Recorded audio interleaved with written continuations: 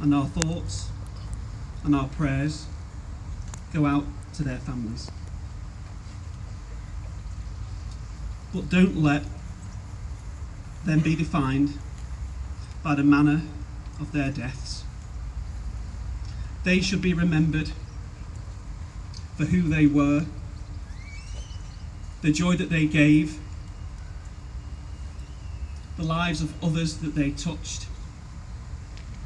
They should be remembered for the way that they lived their lives, albeit they were far, far too short. Our thoughts and our prayers should also be with Adam Lawler, a student from Tottington High School who is still in hospital today, recovering from serious injuries. A question that I know has been asked by many over the last 36 hours, and one I've asked myself is why? Why did this have to happen? I'm afraid I don't have an answer to that. I don't know why this coward carried out this despicable attack on people of all ages who were just somewhere to enjoy themselves. But what I do know is that it really didn't have anything to do with religion. Yeah. And what I do know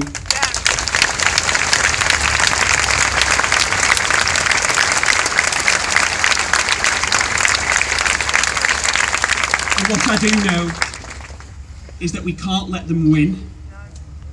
We can't let them scare us.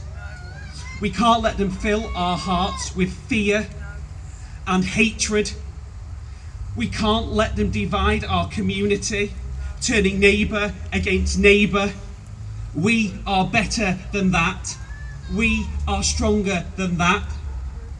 We always have been. We always will be. We are one borough, and we stand together, and we stand together tonight.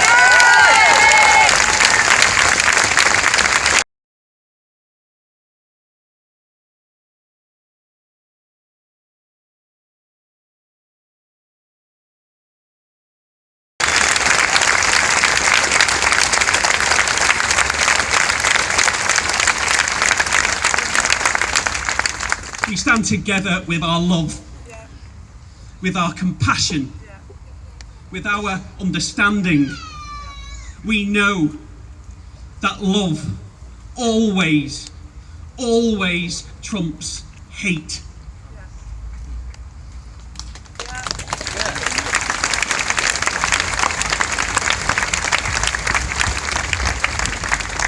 And we know that even in these times, in our deepest of sorrows, we will recover, and we will come out of this as a community more tightly bound than we were before.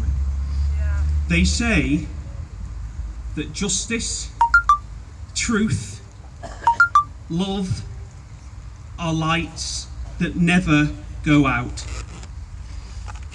But that only happens when people like you, even in our darkest moments, have the courage to shine them.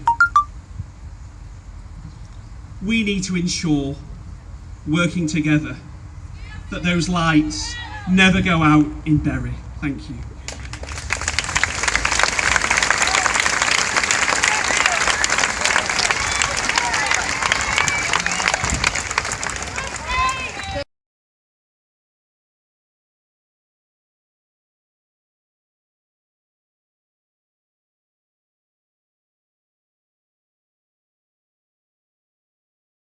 In the early hours of this morning, some of you may have heard, and you certainly would have done when you woke up this morning, that there was another victim from Bury who tragically lost her life. Her name, as many of you will know, is Olivia Campbell. It's very hard not to be touched by the coverage that Olivia's mum got on TV, the appeals that she made. And unfortunately, Early this morning, her mum herself shared the news of her tragic death. And here with us tonight, we have Olivia's uncle, Stephen Hodgson, who I'd like to invite forward to say a few words.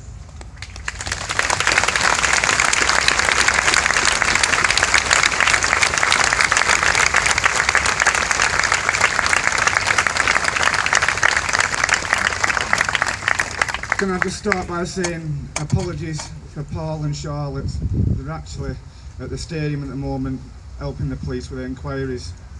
They'd love to have been here. They was proud of their daughter, who was a tremendous girl. Loved life to the full. Loved her singing, loved her friends, and also loved all the family. It was devastating when we heard the news that she was at the stadium when the bomb went off. Yesterday was one of the worst days of our life. We searched high and low, all around Manchester, or in the hotels, the hospitals, to no avail. Charlotte was a tremendous mother. All she could think about was her daughter. Every news channel that rang up, she pleaded and pleaded and pleaded to get her daughter home safe. And at 11 o'clock last night, we got the news that she passed away. As a family, we always stick together, and we will stick together.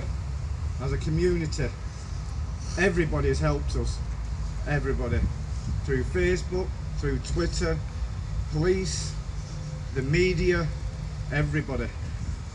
On behalf of our family, we'd just like to thank everybody for the support. Charlotte will need a lot more support after this. She's been very, very brave, but the girl will need you lot. She is a very strong woman, but nobody should lose a child, nobody. So I'd like to just end my speech by saying thank you very much to everybody. You've been a great support, and Olivia, she'll be up there now singing, looking over us all, and she's all with us. Thank you.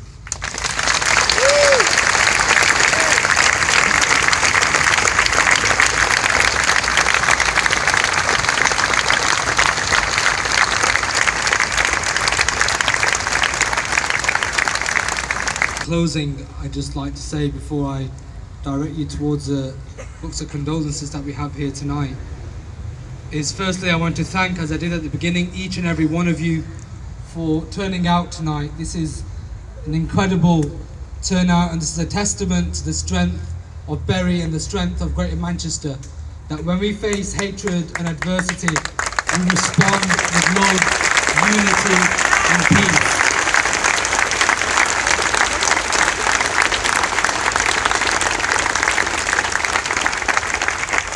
The coming days, the coming weeks, the coming months will be very, very difficult. For, as we've seen here tonight, for people like Olivia's family, her friends, those that she went to school with, the people that knew her, and also John from Radcliffe and the other victims who are yet to be identified. And as we are in these troubling times, I just want you all to look at either side of you. We're not here representing a single race. We're not here representing a single religion. We are here representing the best of Bury.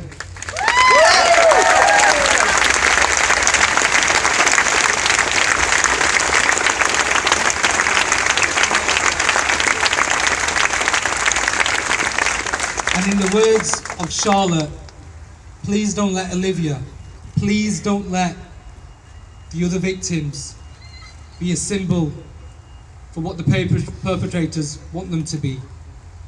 Let us make them the symbol of peace and unity and community cohesion. And we need to stand with all our faith communities and those that don't have a faith and support one another through these traumatic and difficult times. And as we mark the first year of the death of Joe Cox, we remember her words, more in common. And I hope from tonight's vigil, from everything that you've seen over the last 48 hours, you will take that away. We've got more in common, and that this borough stands with John and Olivia's family as it does with the victims of all the families that have been touched by the tragic events of Monday evening. So can I please thank you all once again for joining us this evening. Can I thank our emergency services, Greater Manchester Police, Greater Manchester Fire and Rescue Service, the staff and the leadership of Bury Council, you, the general public. Thank you all for joining us. And as you leave tonight, at 3 different exits, we have books of condolences that we would like each and every one of you to sign, to share your messages of grief and sorrow with the families of Olivia and John and the other victims. Leave here as one community, as one town. Thank you.